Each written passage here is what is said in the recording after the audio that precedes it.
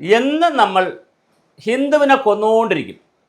അത് സ്വതന്ത്ര ഭാരതത്തിലൊരു തമാശയാണ്, ഒരു രസമാണ് കുറച്ച് പേർക്ക്. ഹിന്ദുവിൻ്റെ സ്വത്ത് എവിടെ, ഹിന്ദുവിൻ്റെ ക്ഷേത്രം എവിടെ ഇരിക്കുന്നു, ഹിന്ദുവിൻ്റെ അമ്പലത്തിൻ്റെ അടിയിൽ എന്തിരിക്കുന്നു, മുകളിൽ എന്തിരിക്കുന്നു, വിഗ്രഹത്തിൽ എന്തിരിക്കുന്നു, അകത്തെന്തിരിക്കുന്നു, പുറത്ത് അന്വേഷിക്കാൻ എന്തൊരു ആവേശമാണെന്നറിയാവും. ഒരു പള്ളിയുടെ കാര്യം ആർക്കും അന്വേഷിക്കേണ്ട, ഒരു പിന്നെ ചർച്ചിൻ്റെ കാര്യം അന്വേഷിക്കേണ്ട, ഒരു മുസ്ലിം പള്ളിയുടെ കാര്യം അന്വേഷിക്കേണ്ട, മറ്റൊരു കാര്യം ഒരു കാര്യം അന്വേഷിക്കേണ്ട.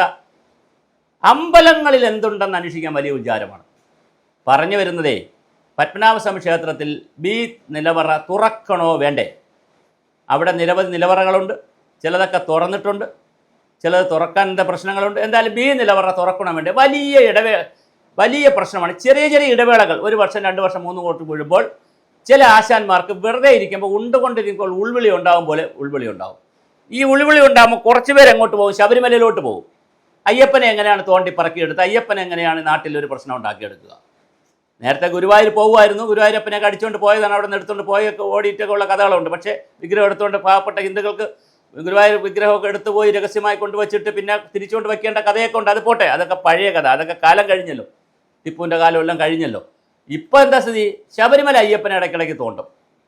അയ്യപ്പൻ കല്യാണം കഴിക്കണോ, മാളിയപ്പുറമാരാണ്, അവിടുത്തെ എന്തെങ്കിലുമൊക്കെ ന്യായം പറഞ്ഞ് ഇപ്പോൾ അതാ അയ്യപ്പ സംഗമം എന്ന് പറഞ്ഞ് വാസവന് കുടുംബം ഇറങ്ങിയിട്ടുണ്ട്. വീട്ടുകാരെ, കുടുംബം എന്ന് പറഞ്ഞാൽ മന്ത്രിസഭാ കുടുംബം, അല്ലാതെ വ്യക്തിപരമായ കുടുംബമല്ല കേട്ടോ, ഭാര്യയും മക്കളും അല്ല, മന്ത്രിസഭാ കുടുംബാംഗങ്ങൾ, വീണ ജോർജും ആ സംഭവം എല്ലാവരുടെ കുടുംബങ്ങളെല്ലാം കൂടി 20 അംഗങ്ങളും കൂടി ഇറങ്ങിയിട്ടുണ്ട് അയ്യപ്പ സംഗമം നടത്താൻ. എന്താണ് ഉദ്ദേശിക്കുന്നറിയില്ല. പാർലമെൻറ്റ് തെരഞ്ഞെടുപ്പ്, അസംബ്ലി തെരഞ്ഞെടുപ്പിന് 10 വോട്ടാണെങ്കിൽ നിങ്ങൾക്ക് തിരിച്ചടിക്കും. ഇവിടെ പത്മനാഭസ്വാമി ക്ഷേത്രത്തിലെ ബി നിലവറ തുറക്കണോ വേണ്ടേ? ഒരു കാര്യം വളരെ പ്രധാനമാണ്.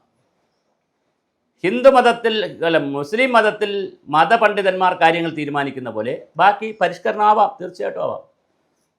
ക്രിസ്ത്യൻ മതത്തിൽ മതപുരോഹിതന്മാരായിട്ടുള്ള അച്ഛന്മാരും പിതാക്കന്മാരും രൂപതക്കാരും അതിരൂപതക്കാരും ഒക്കെ കാര്യങ്ങൾ അതിനതിൻ്റേതൊരു ചിട്ടയുണ്ടല്ലോ. ഹിന്ദുമതത്തിൽ മാത്രം വരുമ്പോഴാണല്ലോ ഈ പ്രതിസന്ധി. അത് തെരുവിൽ കെട്ടിയ ചെണ്ട പോലെ എല്ലാവരും വന്ന് ടപ്പോട്ടപ്പോൻ ഇടത്തും വലത്തും അടിച്ചിട്ട് പോകാം. എന്താണ് സംഭവിക്കുന്നത്? ക്ഷേത്രത്തിൽ നിലവറ ഉണ്ടാക്കിയപ്പോൾ ഒരു കൺസെപ്റ്റ് ഉണ്ട്. ആ നിലവറയിൽ വസ്തുക്കൾ വച്ചിരിക്കുന്നതിനകത്തൊരു കൺസെപ്റ്റ് ഉണ്ട്. അത് അവിടെ വച്ചിരിക്കണമെന്നൊരു അഭിപ്രായം സമ്പൂർണ്ണമായി എനിക്കില്ല, അല്ലെ ഞങ്ങൾക്കില്ല.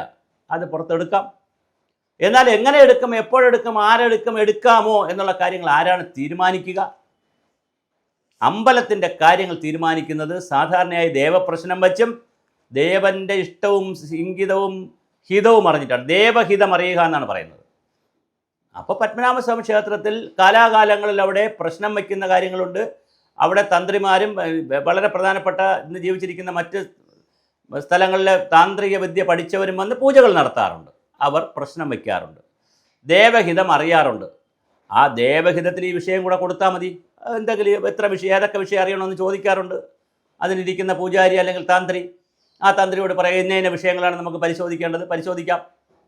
പക്ഷേ ഇതല്ല നടക്കുന്നത്. രാഷ്ട്രീയക്കാരും വഴിയെ പോണവനും എല്ലാവരും അഭിപ്രായം പറയും. നിലവറ തുറക്കണോ വേണ്ടേ? തുറക്കണം എന്ന് കുറച്ച് പേർ, കുറച്ച് പേർ തുറക്കണ്ടെന്ന്, കുറച്ച് പേർക്ക് ആ സ്വത്തെടുത്ത് സർക്കാരിന് കൊടുക്കണം, ഖജനാവ് നിറയ്ക്കാൻ സ്വത്തുണ്ടെങ്കിൽ, വേറെ സ്വർണ്ണവും സ്വത്തോ കൊണ്ടെന്നാണ് പറയുന്നത്. വേറെ കുറച്ച് പേർക്ക് അതെടുത്ത് നാട്ടുകാർക്ക് കൊടുക്കണം, വേറെ ചിലർക്ക് അതെടുത്ത് അന്നദാനം നടത്തണം. പല ഡിമാൻഡുകളാണ്.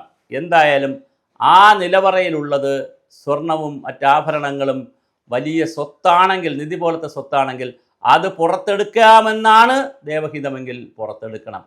അല്ല, എടുക്കാൻ പാടില്ല എന്നാണെങ്കിൽ എടുക്കാൻ പാടില്ല. അല്ലാതെ അതിൽ വൈകാരികമായി ഒരു കൂട്ടരും പ്രതികരിക്കാൻ പാടില്ല. കാരണം ഇത് തീരുമാനിക്കാൻ ഒരു സിസ്റ്റം ഉണ്ടല്ലോ, ഒരു വ്യവസ്ഥയുണ്ടല്ലോ. രോഗം വന്നാൽ നമ്മൾ ഡോക്ടറെ കാണിക്കും, കേസ് വന്നാൽ വക്കീലിൻ്റെ കൊടുക്കും, വീട്ടിന് തറക്കല്ലിടുമ്പോൾ നമ്മൾ പൂജാരിയെ വിളിക്കും. അങ്ങനെ ഓരോന്നിനൊരു സിസ്റ്റം വെച്ചിട്ടുണ്ടല്ലോ നമ്മൾ. ആ സിസ്റ്റം വെച്ചിട്ട് ഇലക്ഷനിലാണെങ്കിൽ രാഷ്ട്രീയക്കാരെ ജയിപ്പിക്കും നമ്മൾ. ഒരു സിസ്റ്റമുണ്ട്. അതുപോലെ അമ്പലത്തിനും ഒരു സിസ്റ്റമുണ്ട്, ഒരു രീതിയുണ്ട്. ആ രീതി പാലിച്ചുകൊണ്ട്, ആചാരങ്ങൾ പാലിക്കപ്പെടേണ്ട അത് പാലിച്ചുകൊണ്ട് അവിടെ എന്ത് ചെയ്യണം എന്നുള്ളത് ദേവഹിതം അറിഞ്ഞുകൊണ്ട് എന്തായാലും നല്ല നടപടികൾ എടുക്കുമെന്ന് നമുക്ക് പ്രതീക്ഷിക്കാം. അങ്ങനെ എടുക്കാത്തിടത്തോളം കാലം ഇടയ്ക്കിടയ്ക്ക് ഇങ്ങനെ പുട്ടിന് തേങ്ങ ഇടുന്ന പോലെ ചില ചേട്ടന്മാർ, ചില ചേച്ചിമാർ അവിടെ ഇവിടെ ഇരുന്ന് ഊളിയിടും. അപ്പോൾ വരും ഇതാ ആചാരലംഘനം, ആചാരവെടി. ആരെങ്കിലും ഒരു വെടി വയ്ക്കും, ബാക്കിയുള്ളവർ ഏറ്റെടുക്കും. നിലവറ ബി തുറക്കണോ വേണ്ടേ? എത്ര കാലമായി വിവാദം നടക്കുന്നു. ഹിന്ദുവിൻ്റെ പേരിലാണ് എല്ലാ വിവാദവും. സ്വാതന്ത്ര്യമുണ്ടെങ്കിൽ പിന്നെ അവിടെ കയറി മേയാൻ, ആ സ്റ്റേഡിയത്തിൽ കയറി കളിക്കാൻ എല്ലാവരും വരുമല്ലോ.